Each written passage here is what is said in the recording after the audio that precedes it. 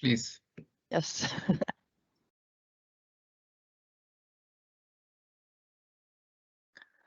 Welcome everybody to our second Digital Dialogues event, Medtech Expertise from the leading specialists.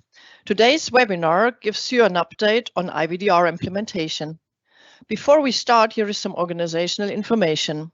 As we only have 45 minutes for the webinar, unfortunately we cannot answer all your individual questions.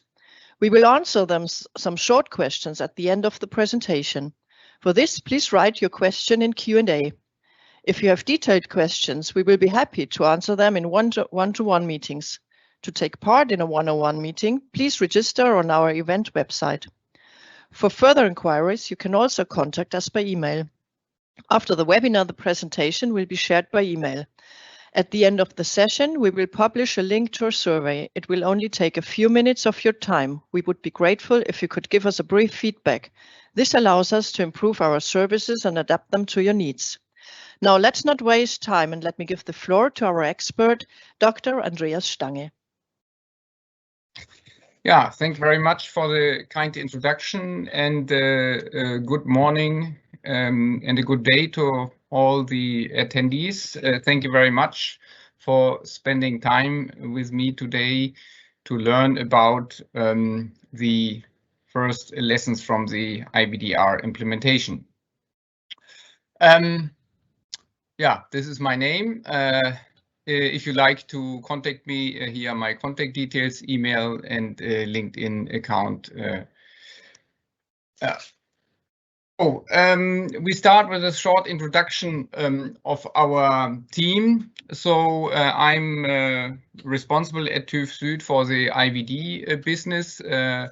We have a team of more than 1,000 medical device experts across the globe.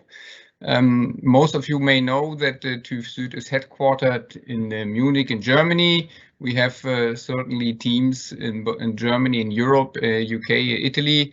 We have also a number of teams and laboratories in North America and a large footprint in Asia. I'm actually located in Japan, and I'm speaking from Kobe. TÜV Süd has been active in the IVD field from the very beginning. We have been designated under the In Vitro Diagnostics Directive from 2000. And we are also now notified for the IVDR. For both IVDD and IVDR, we are able to certify all product categories. And to date, we are also the only notified body who is able to perform conformity assessments in line with all possible routes under the directive and under the regulation. Besides that, we have a very close collaboration with reference laboratories, namely the Paul-Ehrlich Institute and also the Institut National de la Transfusion Sanguine. Sorry, my French is not that good. If the authorities come today for an audit, they will see that we have more than 80 experts authorized worldwide under the IVDD and under the IVDR. So that means these people are able to perform product assessments or conformity assessment audits as authorized experts, which is quite a large team and gives us quite a good capacity to manage conformity assessment projects. Yeah, the transition period, how long is it in reality? The regulation was published and entered into force in May 2017, which is 4 years ago, almost exactly 4 years ago.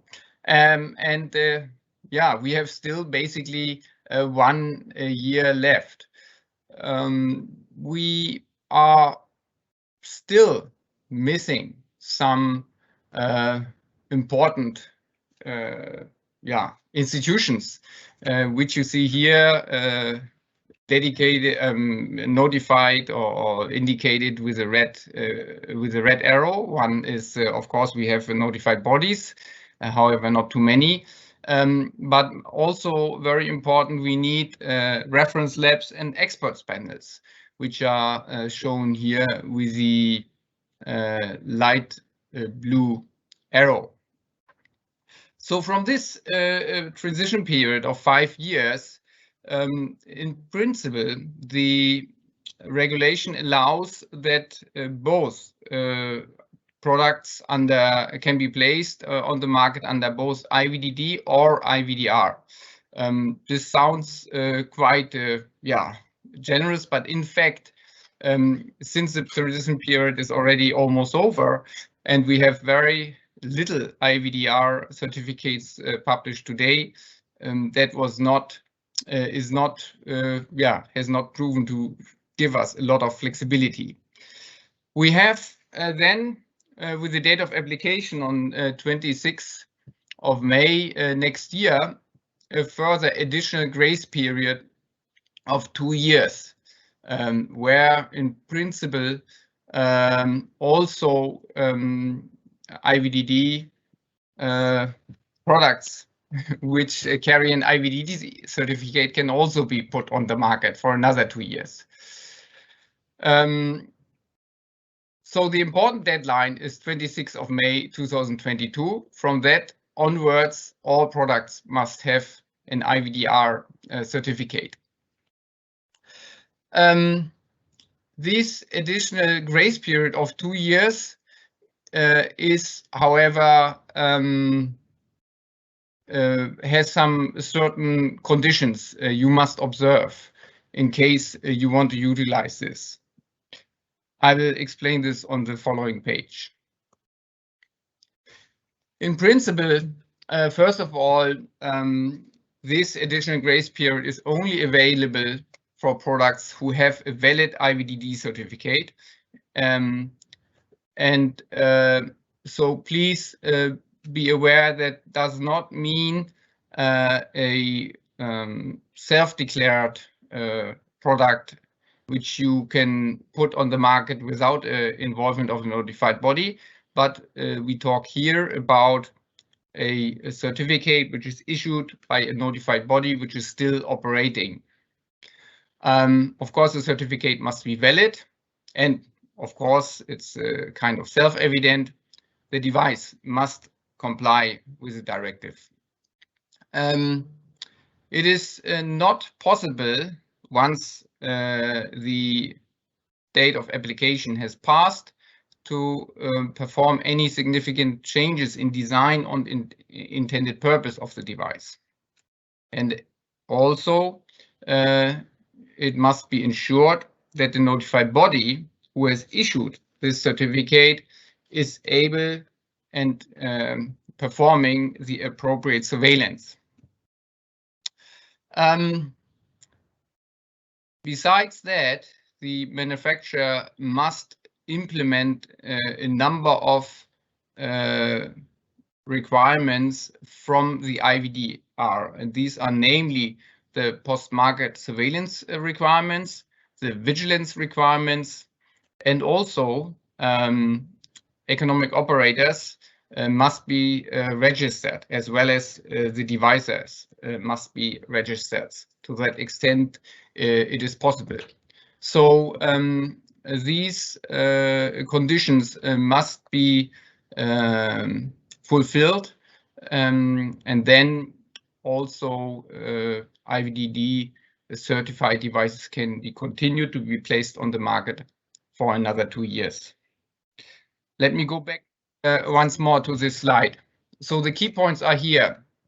We have 1 year left till May 2022. Until then, you must have basically certified all devices to IVDR if you want to continue to place them on the market. However, if you have IVDD certified devices, you have an additional grace period of 2 years until May 2024. And from that time onward, all IVDD certificates will become invalid. Very little time left. Okay, what are the problems we are facing? For one, we have a big mismatch between the available notified bodies and the devices to be certified. When we compare, for example, the situation under IVDD, we have around 22 notified bodies, but roughly only 15% of all IVDDs needed to be certified by a notified body. Now, under the regulation, the number of notified bodies is drastically smaller. To date, we have 11, 12 applications received at the Commission, but the number of devices which need to be certified by such a notified body is going up to close to 90%. We have initially estimated 70%, but we got criticized for that, so it's around 90%. So on the one hand side, the number of notified bodies is going down about by 50%.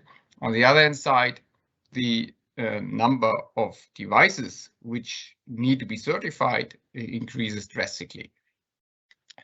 Of course, notified body is not notified body. In fact, we better talk about the capacity of notified bodies, because of course the notified bodies, including also TÜV Süd, have increased capacity significantly and have hired and trained a lot of additional experts. So just comparing the numbers of notified body is probably a little bit misleading.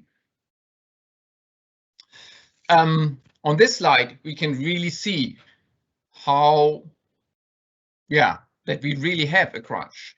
On the left upper side, you see the notified bodies which have been notified so far, 4 only. And why is this number so small? We have a number of applications. You see on the right hand side the latest publication from the Commission about the status of applications. The IVDR notified bodies are here depicted in yellow. So unfortunately, we have only 6 or 7 who have passed the initial audit. And as we know, 4 have made it to the very end. And this means we can expect that by end of this year, we have not more than 2 or 3 additional notified bodies notified. This is certainly not enough. When we look at these publications from the Commission over the past months and years, we can see that there's actually, concerning the on-site audits, this is the key critical step, we have had basically no progress. And the situation is, of course, this bad. For one, we lost some important notified bodies due to the Brexit. And of course, the COVID pandemic prohibits on-site audits also by the authorities, and these on-site audits are needed to qualify and to go through this assessment to designate notified bodies.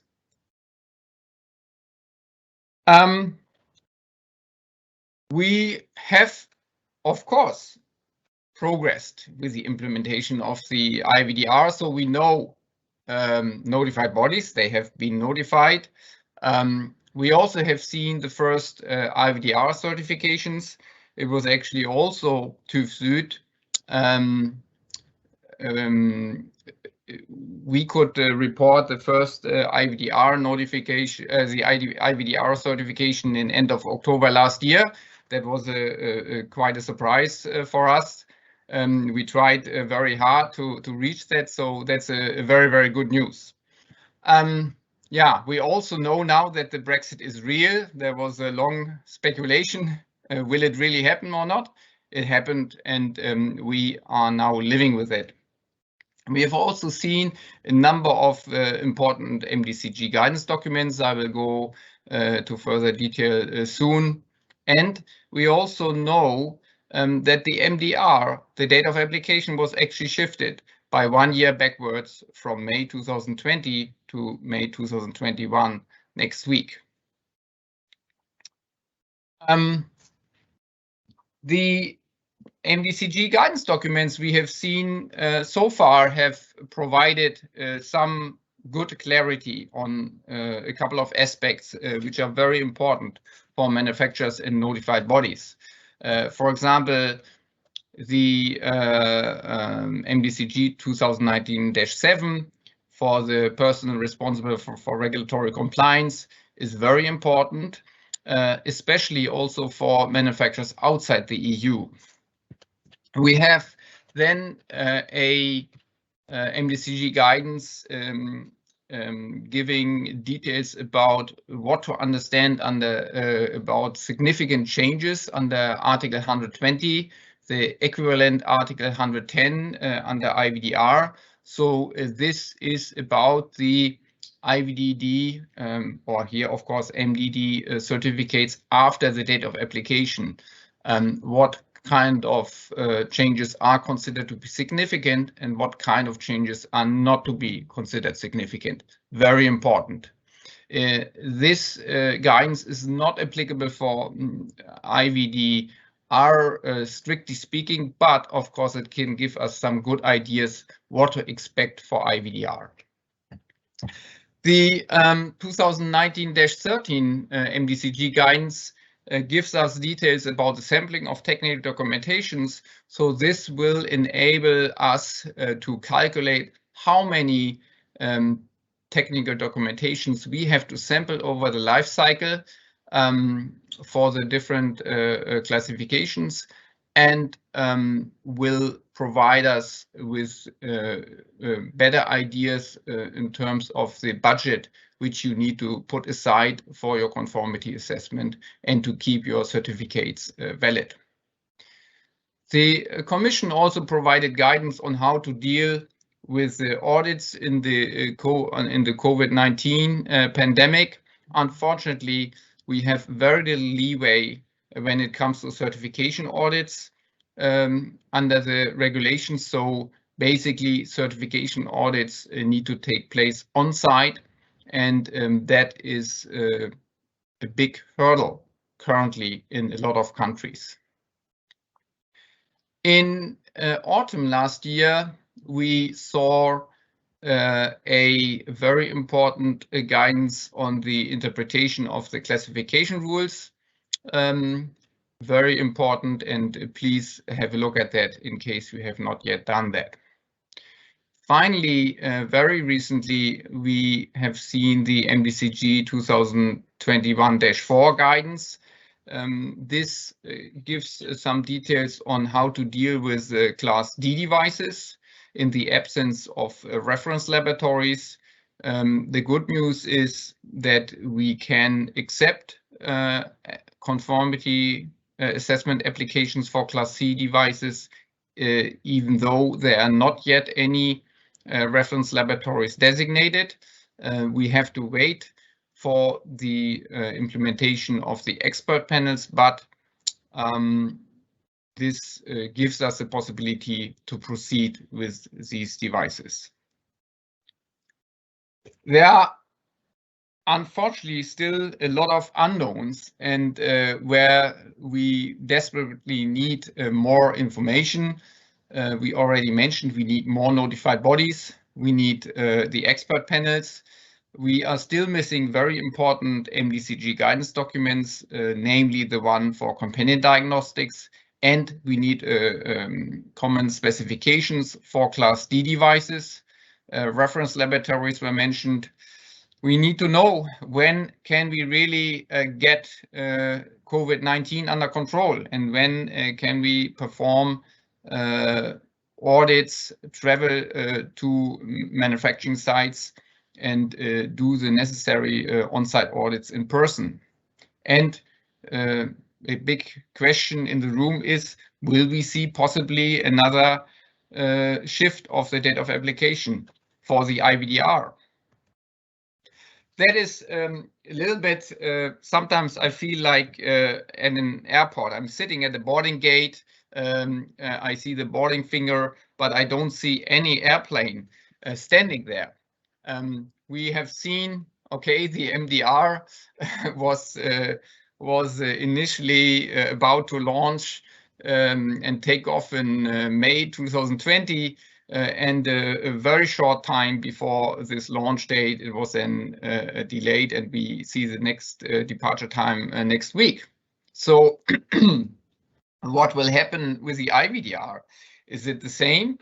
In the moment, the direction and information we receive from the Commission is go to gate and expect to be on schedule. And I think this is most reasonable to do. But in light of all these missing documents I've just mentioned before, there are a lot of thoughts going through a lot of people's heads. What are we doing without common specifications? What are we doing without the guidance documents? What are we doing with so few notified bodies? This is sort of the big elephant in the room.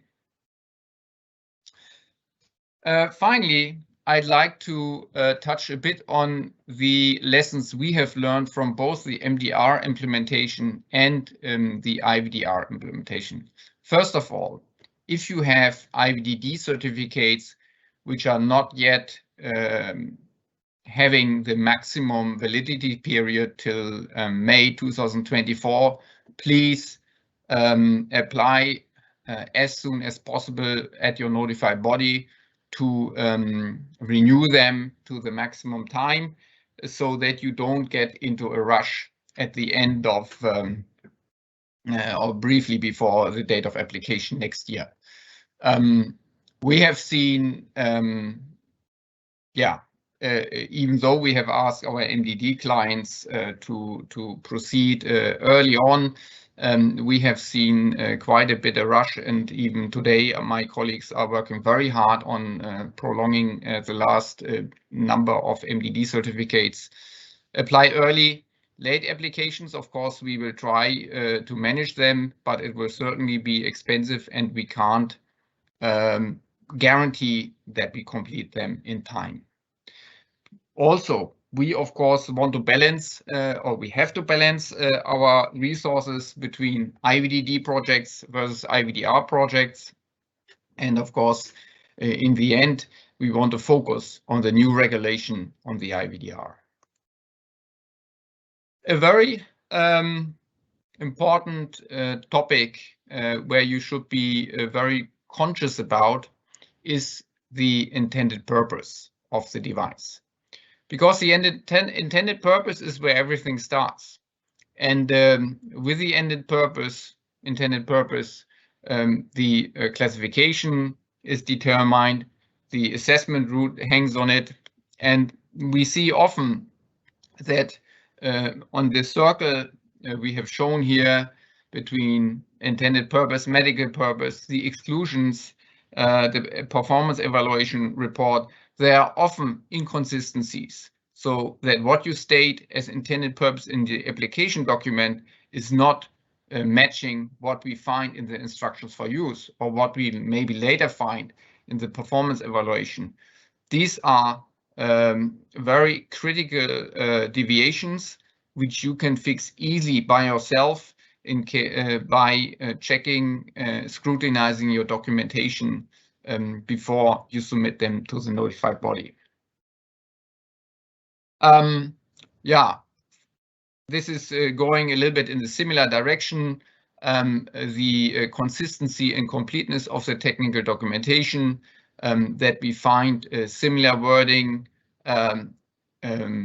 in this technical documentation. Please also be aware, intended purpose must also match what you claim in your promotional material. Article 7 is very clear that the promotional material must be scrutinized by the notified body, we will surely do that, and you will receive a non-conformity if this is not in line with what you state in IFU or in the application documents. Language requirements is something we often see, the other points mentioned here are kind of nothing special. I mean, post-market activities, of course, need to be planned, documented evidence is of course important that this is done properly. When we go on site to audit your quality management system, we want to see, or it is necessary that your procedures also contain specific IVDR requirements. You need to show control, for instance, over your critical suppliers. You need to understand the economic operators, their functions, and these needs to be defined. You should also have requirements specified on how to create, how to maintain, update, and control your technical documentation. Language requirement is something we have already mentioned before. So finally, I'd like to share what keeps me awake at night. These are the 4 nightmares we have. One is if suddenly some client of us comes with a huge list of products and we had no clue about it. How to do that, how to manage that in this short remaining time, that's a big challenge. Secondly, poor technical documentation. We are trying to explain again and again what is crucial, what are the easy takeaways to make a good technical documentation. Still, quite a significant percentage of the TDs are not in a very good shape. And of course, we need more notified bodies. That is really a nightmare that we have only 4 notified bodies to date. And finally, the COVID-19 development. Currently, the way I can see the news in Germany and Middle Europe, at least the numbers are going down and we can see maybe a light at the end of the tunnel. But in other countries, it's going on quite scary. Finally, I'd like to cite or show this word here from Mr. Möller, who is the chairman of the competent authorities team in Europe, that the IVDR is probably or most likely a much bigger mountain to climb than the MDR. Thank you very much for your attention, and I believe we have some minutes remaining for questions if you have. Yes, Andreas, we received a few questions. Thank you for this presentation. So the first question is, what happens to self-certified device under IVDD? Will they be off the market if upregulated? Thank you for this question. It's a very good question. It is very important to understand what happens with these devices. Yes, as a manufacturer, you are not allowed to place such devices on the market after the date of application. I go back on the slide which shows the timeline here. So devices which are self-certified cannot be put on the market after 26th of May 2022. Thank you. We also received a question on IVDR specific procedures. So please provide some example for procedures related to specific IVDR requirements.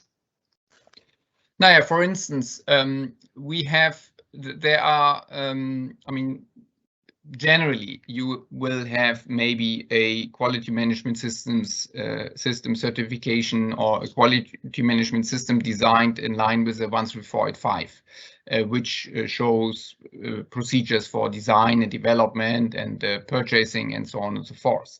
But there are a couple of things which where you have specific requirements which need to be which are found in the IVDR, which you should implement in your quality management system.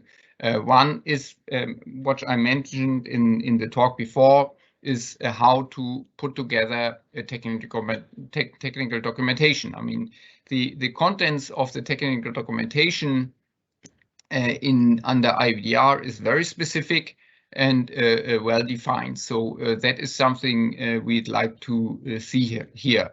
Another point may be the control and contractual relationships, how you deal with distributors and importers if you have some. Also that one, they have specific tasks and obligations under the IVDR, and you should be able to control those in line with the regulations. And it would be good, or it would be necessary to find that in your quality management system. And then finally, the preparation of these special reports like the periodic safety update report or the summary of safety and performance. These things also, we would like to see this reflected in your quality management system. Thank you, Andreas. A question that received a lot of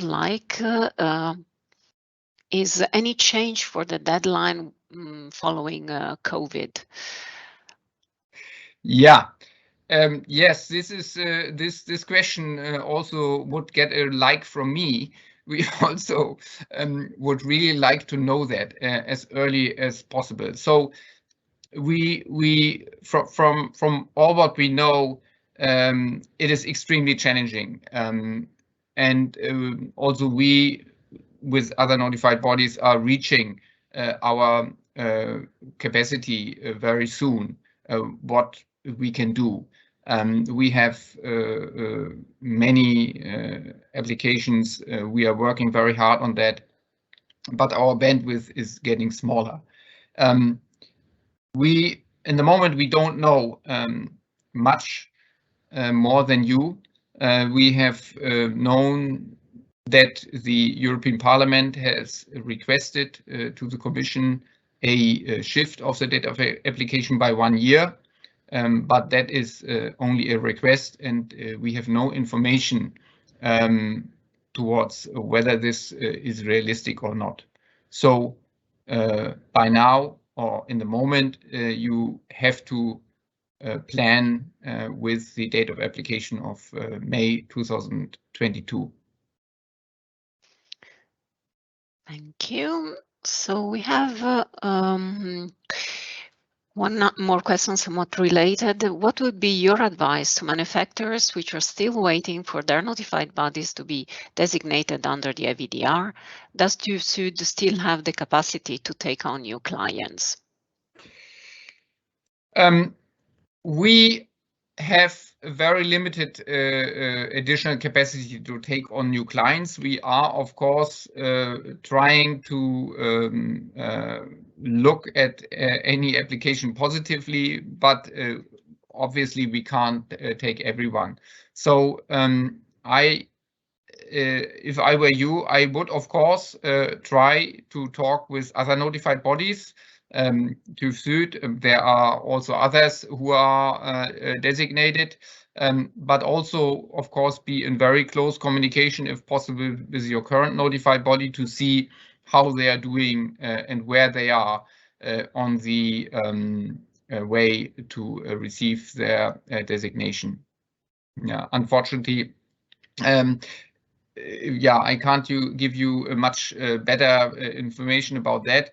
Certainly, you should not stop preparing yourself for submission of technical documentation for conformity assessment, and also prepare your quality management system to be ready once your notified body is able to assess your device and your quality management system. Okay, thank you. So we have a question on GSPR.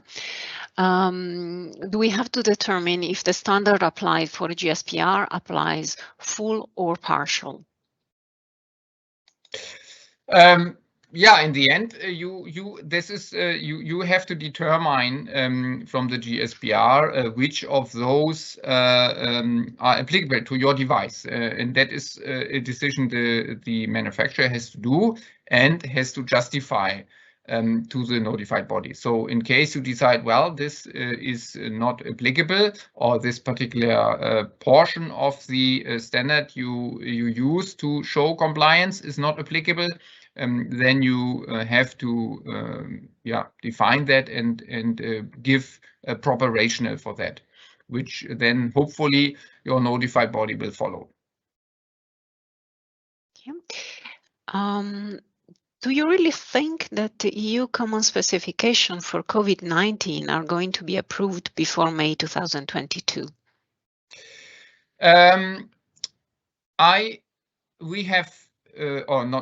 My colleagues have seen or are involved in the review of the draft common specifications, and as far as I know and the information we have is that the COVID-19 will be part of the first common specifications to be published, hopefully very soon.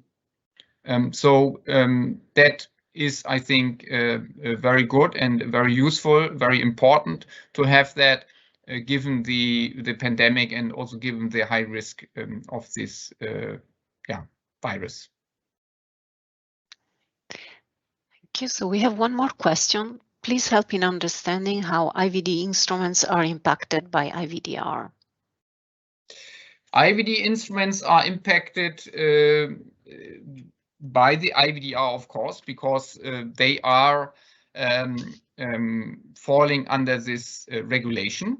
And depending on how they are functioning, and depending, of course, on their intended use, whether they are a platform to handle several tests, or whether dedicated to a single test, or maybe to just performing itself a test, they will have a certain classification, classification A, or maybe in a higher class, and they then, of course, need to undergo the proper conformity assessment.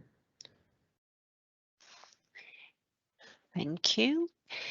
So one question regarding Brexit. Following Brexit, is TÜV planning to become a notified body under the UK legislation?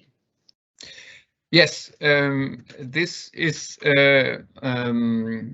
we are preparing for that, and we are building up a team in UK, and we are in very close collaboration with the authorities in UK to become authorized body under the new UK medical device law. Sorry, I don't know the exact, the right proper word for that, but the answer is yes.